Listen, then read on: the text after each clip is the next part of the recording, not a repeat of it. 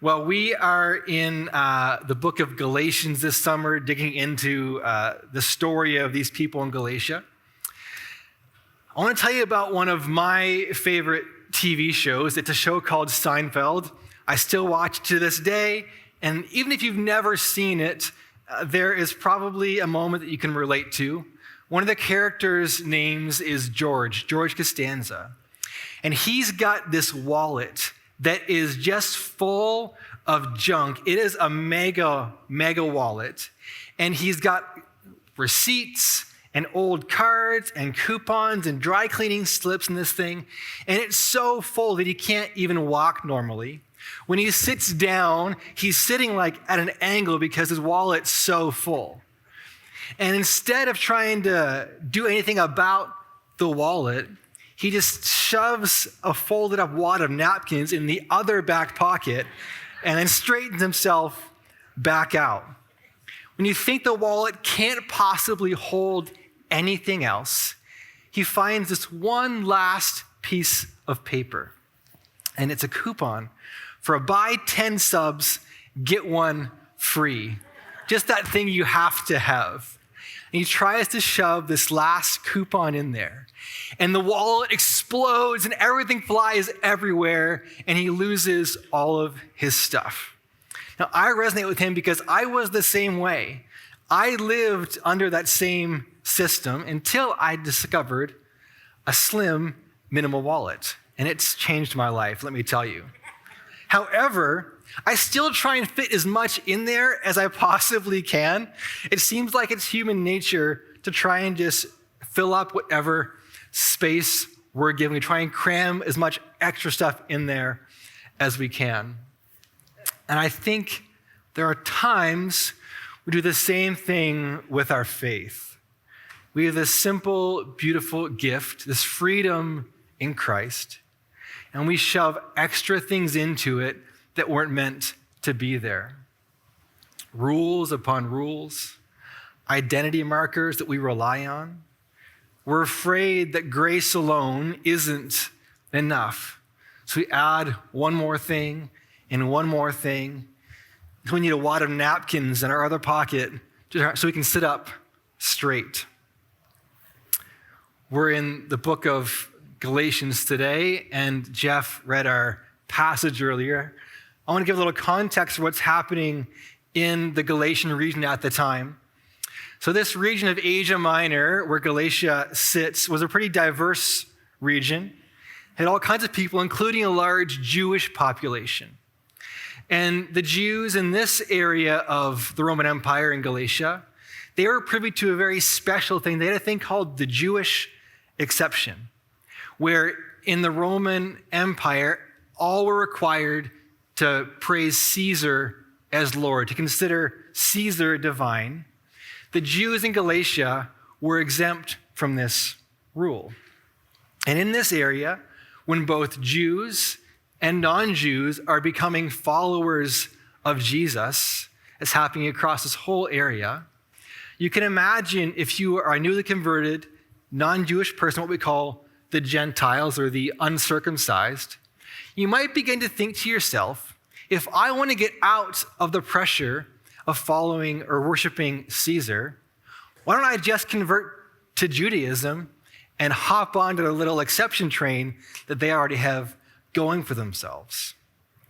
On top of that, if you're a non-Jew, a Gentile, the uncircumcised, you might look at Judaism with this very clear lines and kind of clear rules that what it means to be Jewish, and be tempted to think, if that's all that I need to do to please God, especially if you're like a rule follower, what if I could just follow these simple things and make God happy? Some of us love systems and we love lists. We're like, God, just give me the things and I will do it. Make it clear for me. And then all around you, as a Gentile Christian, you see these Jews that are still practicing their Judaism along with their Christianity. And you could begin to think maybe that I'm not quite as special of a Christian, or I'm incomplete, or I'm lesser because I just have this simple faith. So all this is swirling around in the minds and the hearts of the Galatians as Paul writes this letter. And Paul wants to tell them that God is inviting them into this relationship that's messier than a bunch of rules sometimes. They want the Galatians to trust God, trust him for the work that's already been done on their behalf, and wants them to move beyond these old ways of living in these really segregated boundaries and bounded lines of who's in and who's out of Jew and Gentile. Right before our text happens today, in the second chapter of Galatians, Paul tells this story where he says, I was just up in Jerusalem, and I met with Peter and James and John, and they're the leaders of the church. And when I was there, I had this guy Titus with me. And Titus, he is about as Gentile, as non-Jewish as you can imagine. He's from the Isle of Crete, and he is a Greek of all Greeks. And Paul says, if these leaders of the church didn't make Titus convert to Judaism, pick up these old practices of circumcision and Sabbath laws and dietary restrictions, all they asked was you remember the poor. If you didn't require it of Titus, why are you Galatians requiring it of yourselves? And Paul wants to emphasize these things don't just hurt us individually, but they hurt our community. So Paul hops into this story where he shares about Peter, the same guy from Jerusalem. Because Peter had been spreading the good news of Jesus around the world, and he is in Antioch. And Peter's been in Antioch, he's eating with all these non-Jews, these Gentile people. And for the people of the time, this would have been a huge cultural shift because Jews and Gentiles did not eat together. It made the Jewish people think they were unclean. And this would have blown the minds of anybody in the area. But this was the freedom of the gospel that Peter had been preaching. The gospel isn't just for the Jews, but also for the entire world. And Peter's living this free life. And then while he is there, these missionaries from Jerusalem show up, these other Jews. And Peter begins to pull back from eating with those who he ate with before. And then Paul calls him out for this. He says, this isn't the freedom that you talked about. You're putting distance between those who you used to accept. It's that high school lunch table all over again. And Paul says, this isn't just awkward. It isn't just rude. It flies in the face of the freedom that you proclaimed. Peter's rebuilding the old system of circumcision and dietary laws and purity codes, the things that have been torn down by Jesus. And Paul calls them out. Because that behavior doesn't just confuse people, it builds lines and builds walls between people who God has called together. And Paul is saying to the Galatians, y'all are doing the exact same thing that Peter was doing. So I moved here about 2 years ago, October of 23, and I came from South Dakota, where my wife is from. But I actually didn't grow up there. I grew up in Eastern Canada and moved to South Dakota 12 years ago. And I moved there fresh off being in a band, and I was your classic skinny jeans, big beard, band dude. Not much has changed. But I do wear dad shoes more often because I'm getting old, my back hurts. But I showed up in this, what I didn't realize was cowboy country, full of cattle auctions and cowboy boots and culture shock for me. And then I joined this country band to top things off. And I was showing up in these tiny little South Dakota towns playing at street dances and weddings. And all I see around me is a sea of bootcut Wranglers and big belt buckles and cowboy hats. And I think to myself, I better go buy some cowboy boots really fast. So I'm getting some strange looks from all these dudes here with their little cowboy getup. And the irony is that even if I had gone and bought like all the right things to look like a cowboy, they would have known that I was not a cowboy. There was no way that facade was going to hold any water. And here's the thing. We can often do the same thing with our faith. Just adopting the outward signs of Judaism didn't make someone more righteous for those people.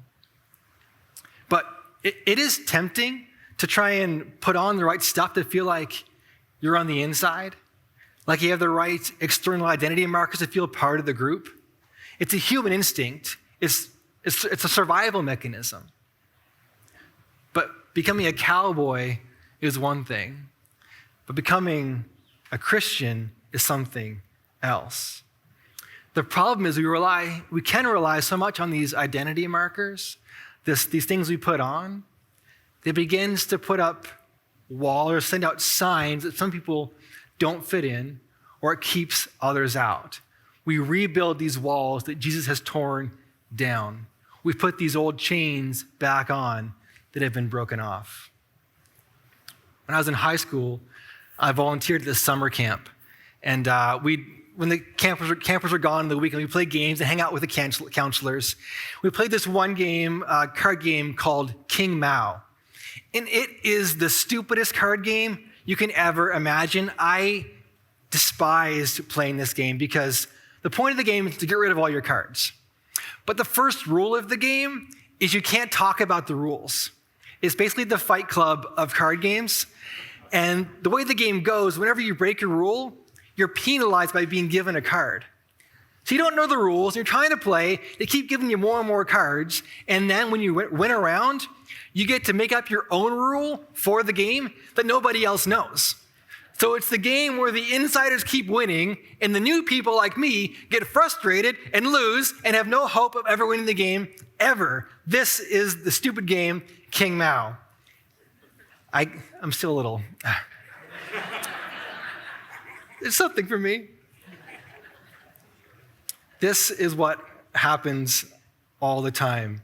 Sometimes in church, we don't mean to maybe, but we do the same thing where we create these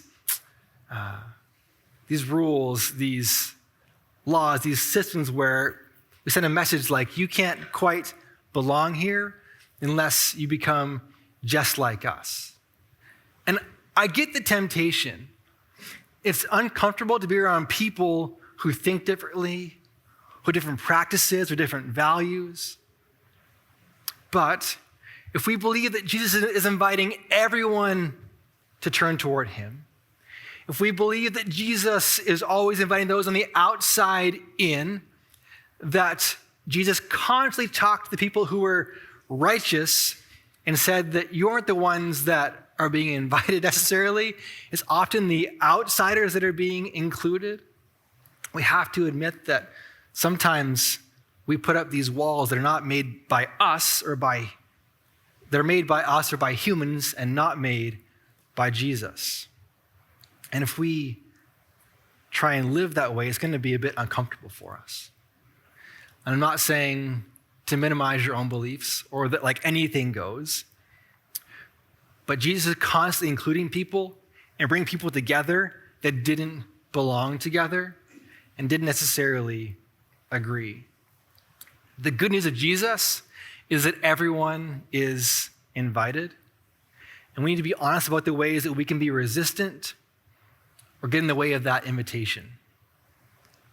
So if inclusion or invitation isn't about having the exact right set of rules or outward practices, what is this thing all about?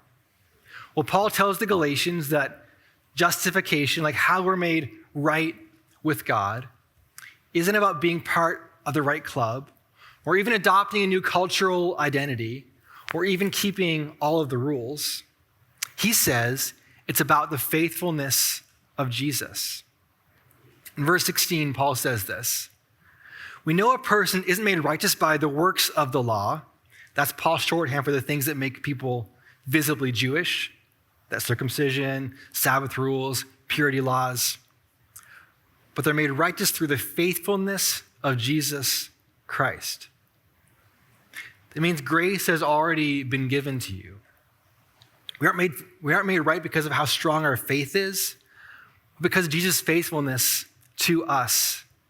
We don't earn it by proving we're holy or taking on this perfect cultural identity. It's a gift that we receive. So why do we try and add to this thing, rebuild this old system? You've been set free. Why are you putting these chains back on yourself? He tells the Galatians. I think a lot of us know what this pressure feels like. Like, I grew up in a pretty traditional Christian environment, and I'm grateful for a lot of it. I really appreciate my upbringing. But along with that, it came with a lot of a need to feel like I had to perform a lot, to act just the right way and follow all the right rules to be accepted. And that was hard for me internally, but it also was hard because I'd project it on other people as well and hold others to those same standards. I remember, so when I was growing up, I loved music. I still do. I was a kid with the headphones in all the time. I loved bands. I had all my band shirts. I was a music kid, and I'm a music adult too. But I was a music kid for sure. And I remember when I was in high school, and I found out that my favorite Christian band, I found out that they drank alcohol. And I thought to myself, this can't be true. How can they be Christians if they drink alcohol? Now, I get that alcohol can have its dark side and can lead you down a path that you don't want to be down. But alcohol isn't a line that was drawn by Jesus. It was a line drawn by me or my culture. And I used it to say, well, they can't be a Christian because they've crossed this line that I made up. And it was a line that I used to keep people out. And a line that kept somebody out that has obviously been invited in by Jesus. Faith in him isn't about putting up walls to protect yourself from those people, but letting the walls come down, trusting that Christ is enough and that he's making you right with God, made you right with God. In verses 18 to 20 in this chapter, Paul says this: if I rebuild the things that I tore down, this Jew and Gentile segregation, I show myself that I'm breaking the law, because he's been eating and living with Jews and non-Jews for years now. He says, I died to the law, realizing being Jewish alone wasn't enough, through the law, so I could live for God. He says, I have been crucified with Christ. I no longer live, but Christ lives in me. This old way of practicing us and them and trying to believe that the law is enough has died. And the life I now live in my body, I live by faith. Indeed, by the faithfulness of God's Son who loved me and gave himself for me. In other words, if I go back to the old way, where I'm trusting on these outward signs, these outward traditions to keep me separate, I'm missing the point. Like the church in Galatia, we still have the temptation to draw these bounded systems. Make up these lines where you say, this is the line or that's the line. And until you cross this specific line or agree with this specific theological point or behave this exact way or believe these doctrines, you aren't truly welcome here. And one of the problems I see with this is at what point do we stop drawing the line? How many lines do we have? Do we need 1,000 lines, 10,000 lines? How many denominations do we need before we get the exact right one? Not that we have no standards or not that anything goes or we're just kind of hanging out together with no specific purpose. We have a very specific purpose. It's Jesus, and we're invited to follow him, to orient our lives toward Jesus, make him our center, and aim toward him.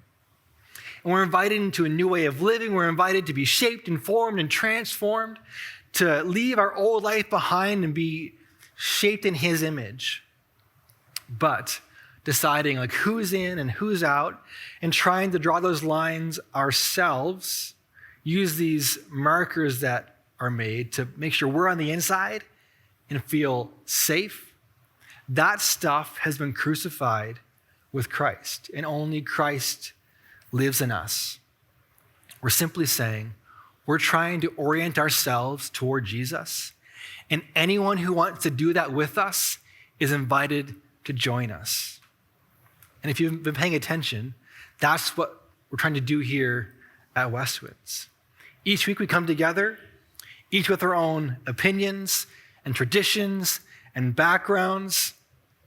We each have in our own mind what is the right way to practice. That's normal. That's okay. But then we sit together and we sing together and we learn together and we have coffee together in the lobby. We sit around tables together with strangers, people who we don't rub shoulders with all the time. We spend time listening and learning from the people in our community that are different from us, traditions that are different from us. And these things, they aren't easy and they aren't normal. And I get that when we come together, it'd be easier to pretend the differences aren't there and shove them under the rug. It's easier to assume the person across from you is wrong. It's easier to just kind of maybe forget your own beliefs and just go along to get along and leave behind what you think is true. But I want more than that for all of us. Maybe for you, it's about naming what's already true in your life or around you. Or maybe adopting enough humility to look at the way someone else looks at you and how wrong they might think that you are. That takes a lot of humility. Or maybe it's bringing your whole self to each gathering, despite how you might feel, being honest with how you feel. Even if you're worried you won't be accepted for the beliefs that you have. And even though it's hard, even though this takes work, we're working because we believe that Jesus is for everyone. He is the center we want to orient ourselves around. And our hope is that everyone in Jackson County, will center themselves and their lives around Jesus. And if we choose to orient ourselves around him and our community around Jesus, more than just in spite or despite our differences, but along with our differences, and letting him work those things out in us, letting him tear those walls down between us, letting our old ways be crucified with him, is going to take some work from us. I just have a couple of questions for us today to close. Where are we rebuilding walls that Jesus has already torn down? Where are those walls that we tend to put up that have already been torn down by Jesus to keep us separate? Where are we letting fear of the other, fear of losing what we have, letting that fear drive us to put up boundaries instead of trusting Jesus, that he's enough? Let's not rebuild what Christ has torn down. Let's live in freedom, centered on Jesus, surrendered to him, informed by his faithfulness. His table isn't guarded. His table is open. He ate with anybody, and his invitation is to come. We're going to go to our confession today, and Jeff's going to come up and lead us through that. And it isn't like confess all your sins to somebody kind of thing, but it's an invitation to think and reflect on how God might want to work in you and in me and in us to refine us, what he might want to say to us today about what he's building here in Jackson. Would you lead us, Jeff?